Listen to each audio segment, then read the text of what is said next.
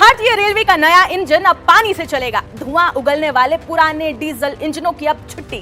जी हां, भारत ने आज इतिहास रच दिया है। प्रधानमंत्री मोदी ने जिद्द से सोनीपत के बीच देश की पहली हाइड्रोजन ट्रेन को हरी झंडी दिखा दी है। ये और भारत एक मैसेज कन्वे करना चाहता है, जो मैसेज नहीं बल्कि एक पूरी पॉलिसी उसने तब्दील कर दी है। हाइड्रोजन ट्रेन हरी झंडी मिल चुकी है।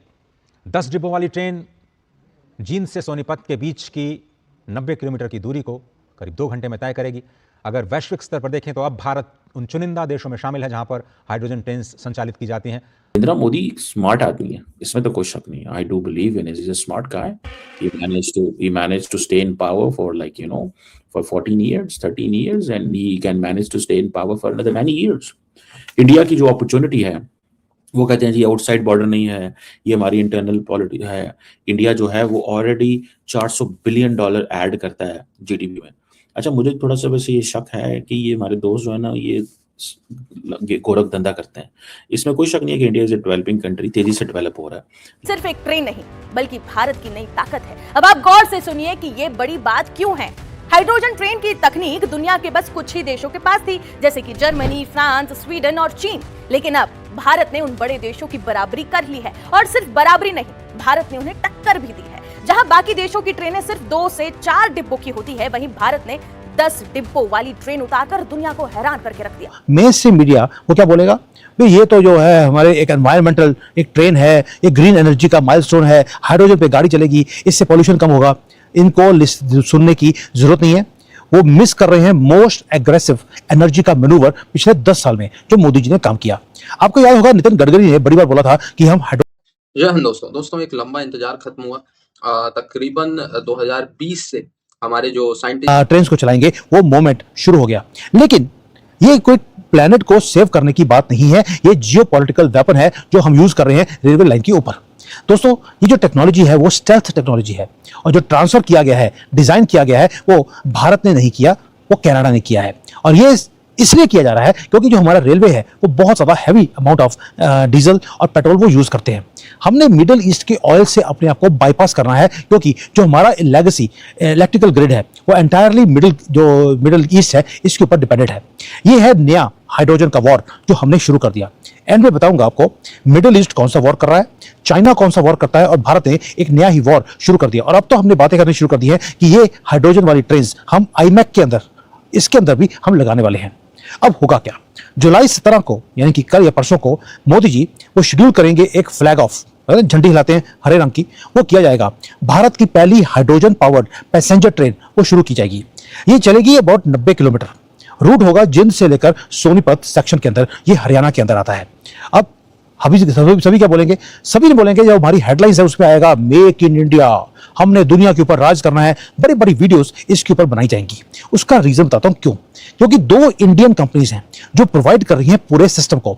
जो ट्रेन का सेट होता है पूरा का पूरा, वो बनाया जा रहा है जो हमारा भारत के अंदर, चेन्नई के अंदर जो कोच फैक्ट्री है वहां पर बनाया जा रहा है। जो सिस्टम की इंटीग्रेशन है, कोई मिद्धा सर्वो ड्राइव्स करके कंपनी है वो कर रही है। हैवी इंजीनियरिंग फर्म है, ये बेस्ड है हैदराबाद के अंदर। और जो इंडियन रेलवेज है वो पैसा खर्च रहा है पानी की तरह। कितना खर्च किया होगा इस छोटी सी एक ट्रेन के ऊपर? 111 करोड़ रुपए एक पायलट प्रोजेक्ट के ऊपर हमारे इंडियन रेलवेज ने खर्च कर दिया।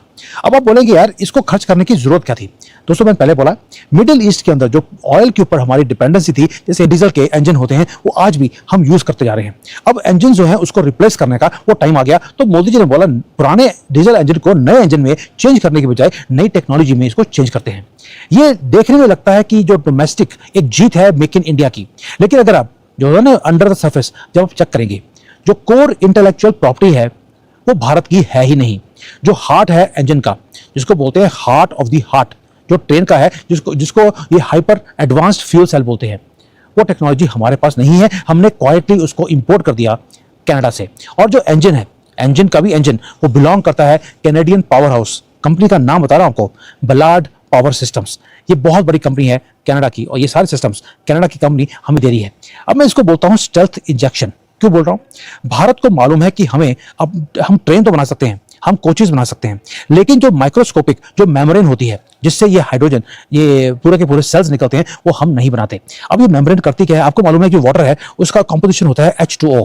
अब H2O में से आपको हाइड्रोजन को अलग करना है, उसके लिए एक मेम्ब्रेन चाहिए, वो हमारे पास नहीं है, ना ही हम कमर्शियल स्केल के ऊपर उस मेम्ब्रेन को बना सकते हैं आज की डेट में। ये बहुत ही ज्यादा हाईली क्लासिफाइड ये टेक्नोलॉजी है, और ये जो कनाडा है उसको प्रोटेक्ट करके रखा हुआ है। ये क्लीन एनर्जी के सेक्टर की टेक्नोलॉजी वो दुनिया में किसी को नहीं दे रहा, क्योंकि वो भी चाहते हैं कि उनके पास टेक्नोलॉजी है, वो दुनिया के ऊपर आगे आगे जाकर, दुनिया ऑयल से बाहर निकल रही है तो हाइड्रोजन का जमाना आएगा, कनाडा आपको क्यों देगा? ओ भाई, कनाडा को देना पड़ेगा, क्योंकि दिसंबर 2026 तक वो चाहते हैं कनाडा वाले हमारे साथ एक FTA साइन करने के लिए। इसलिए जो बलार्ड पावर सिस्टम्स है वो शिप किया गया। हाईली स्पेशलाइज्ड ये सिस्टम है 100 किलोवाट के फ्यूल सेल्स बनाने के लिए।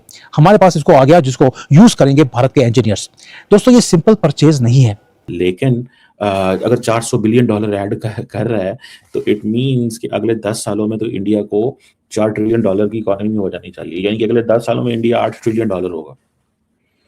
और $400 बिलियन अगर ऐड कर रहा है, ठीक है, तो वो ये कह रहे हैं बेसिकली कि इंडिया जो है वो $12-13 ट्रिलियन की इकोनॉमी होगी at the end of the 2047। 17% global economic growth का हिस्सा है, यानी कि उसका वो है। दुनिया की टोटल GDP का 4% है, ठीक है जी।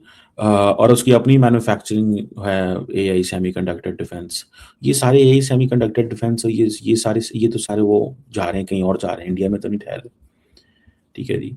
अच्छा, मिडिल इनकम एक ट्रैप है इनके पास।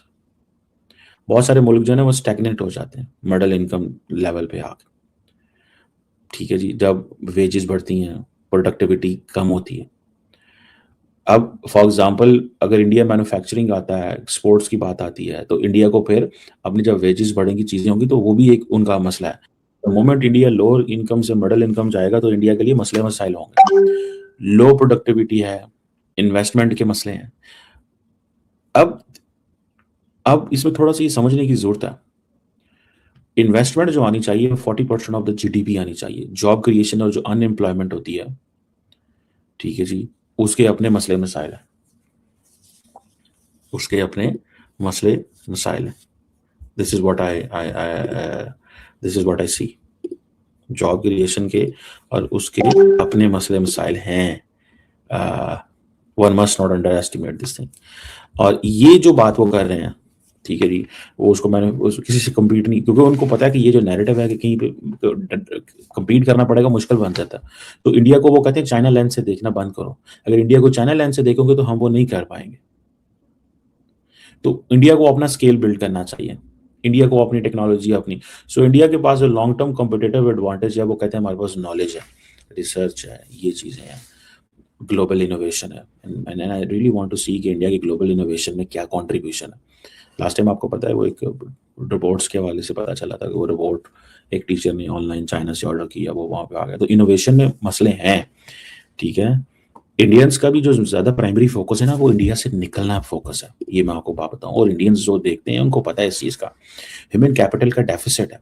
एजुकेशन को देख लें, एक्सेस जो है एजुकेशन को वो बढ़ी है, बट क्वालिटी वो उस पर मसले हैं।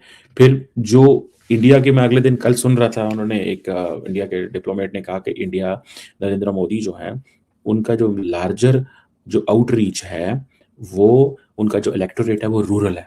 तो रूरल इलेक्टोरेट क्या कंट्रीब्यूट कर सकता है GDP में? तो ये तो अपर मिडिल क्लास ये वो लोग हैं, ठीक है जी।